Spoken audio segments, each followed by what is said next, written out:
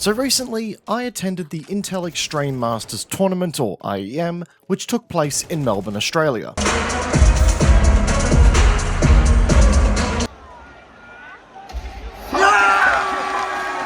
And while the biggest highlight for me was certainly observing, and maybe partaking, in the glorious phenomenon of 9,000 drunk, degenerate Australian gamers all gathering under the same roof,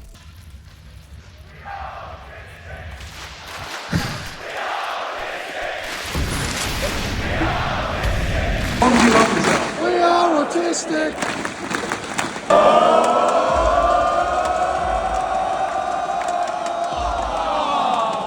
it was also an incredible opportunity to just watch some CounterStrike get played out by some of the best players in the world. Now look, I'm no CounterStrike mainstay. I play it on the odd occasion, and when I do, I get humbled quickly. If anything, I'm a broader FPS refugee that just so happens to stumble into Counter-Strike from time to time. But I also know how to appreciate the best of the best duking it out and watching them play at the top of their craft, especially in a game that is so dependent on you having an incredible understanding and manipulation of the game's mechanics. IEM was an incredible experience for that alone. Seriously, watching the Falcons vs Vitality match in person was nothing short of a treat after the whole weekend being a bunch of one-sided stomps. And that, well, that got me inspired to make a long overdue return to Counter-Strike for my yearly humbling session.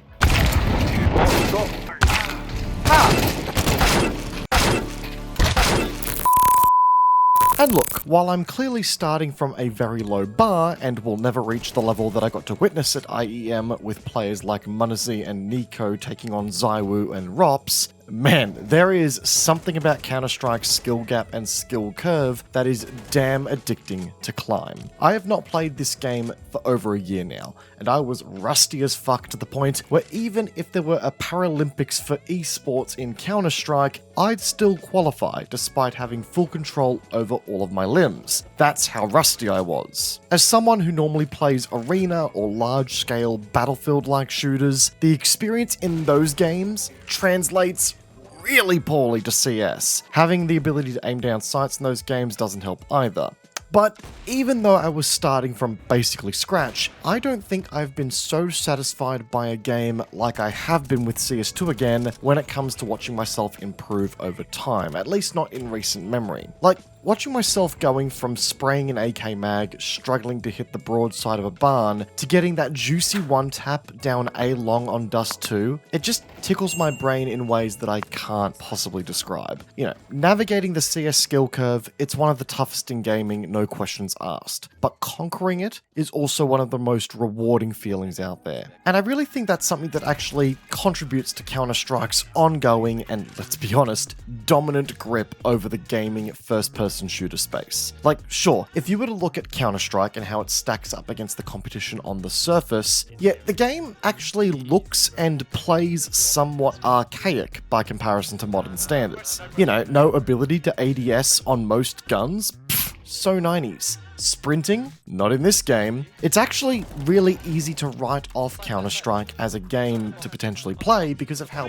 bare bones it can look on the surface. It lacks a lot of the modern comforts that we've come to expect from a modern day first-person shooter game. And if I'm being honest, that kind of comparison kind of sticks even when you wind the clocks back and use the term modern games to describe things from the early 2010s as a reference point. Now bring the clocks back to the 2020s where we are now, and man, the creature comforts in movement and quality of life features are just absent from Counter-Strike's gameplay that makes it feel really out of place for many, at least on the surface. But as we said before, Counter-Strike continues to hold a dominant grip over a very large percentage of the first-person shooter player base.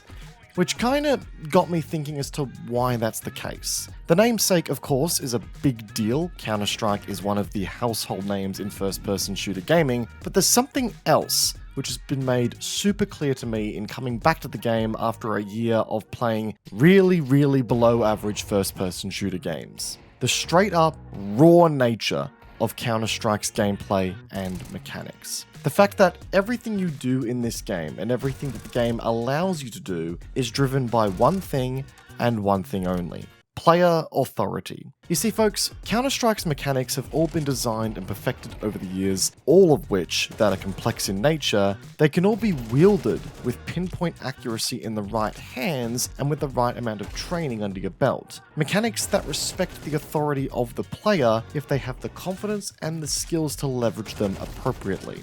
In Counter-Strike, there are no flashy or back-of-the-box features that only serve as eye candy. Any randomness that is baked into the game's mechanics can be literally skilled out of the game if you know how to manipulate them.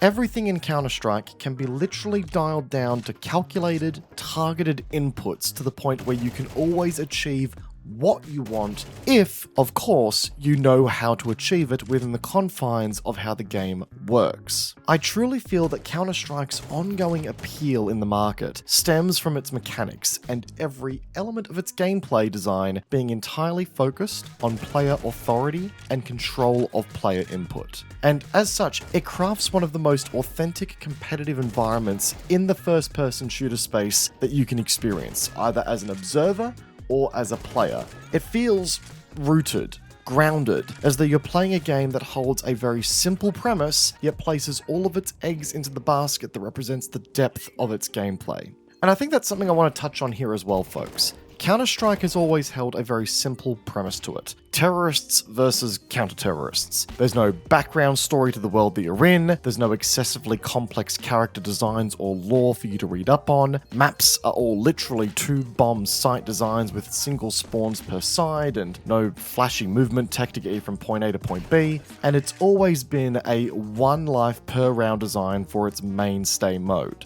All of this is simple and effective. A true example of if it ain't broke, don't fix it. It really proves that you don't need an overly revolutionary or complex idea to do well in the gaming industry. You simply need to execute something well. It's actually one of the reasons I think we see a lot of first-person shooter games kind of, stumble their way to an underwhelming launch before inevitably reaching their end soon after. So many games these days are trying to constantly outwow each other with all these wild, wacky, or flashy spins on known formulas, while they truly forget what gamers are actually looking for in this space now more than ever. That being simple, relatable, but approachable premises with some deep gameplay to boot. Deep gameplay that people can sink their teeth into, master over time, while having a grounded premise to work with.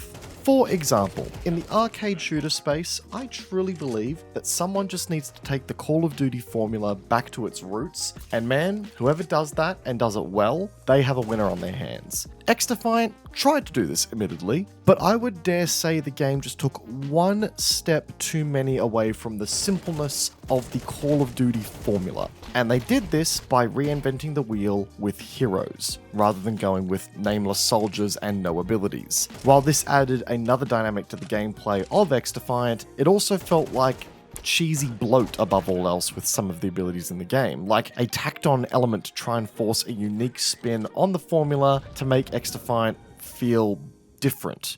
Not by its depth of gameplay per se, but just with a flashy feature. And that only confused the formula and confused the experience of XDefiant and took away from what the game could have been. I really feel, folks, that the industry could take a good long look at Counter-Strike and learn a thing or two. As we said before, in a space where everyone is trying to outwow the next person, a good product in gaming does not need to be groundbreaking, revolutionary, or earth-shatteringly complex. It just needs to feel good to navigate and to experience, but also afford the player a sense of authority over their gameplay through getting better. Give them the skill curve and give them the skill ceiling to feel like they're improving and to feel as though they are manipulating the game's mechanics to their will if they're good enough to do so.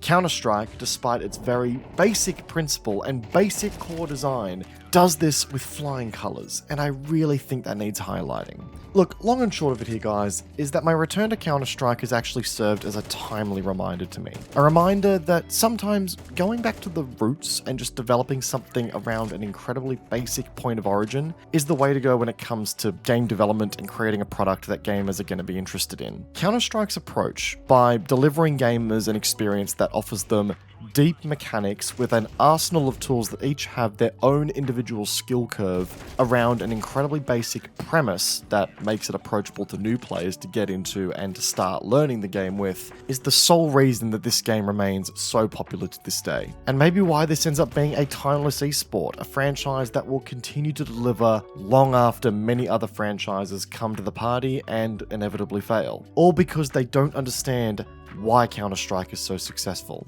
It's not about the idea, it's about how you execute it. With CounterStrike being one of the most simple ideas out there on the market, it's done a pretty good job at executing that from the get-go. And I truly believe that first-person shooter games more broadly could learn a thing or two from CounterStrike. Anyway folks, I've just looked at my other monitor and seen that I'm about to queue up for a Dust 2 game, so I'm going to wrap this one up here nice and quickly. If you enjoyed the video, be sure to backhand the like button and subscribe to the channel. Lots of first-person shooter content coming to you guys real soon here, so stay tuned for that. And what are your thoughts? Let me know in the comment section down below as well, guys. Would love to hear what you guys have to say on this one. But I don't want to get kicked for inactivity, so I'll catch you guys all in the next one. Peace out, and I will see you guys then and there. Take care, guys. Have a good one.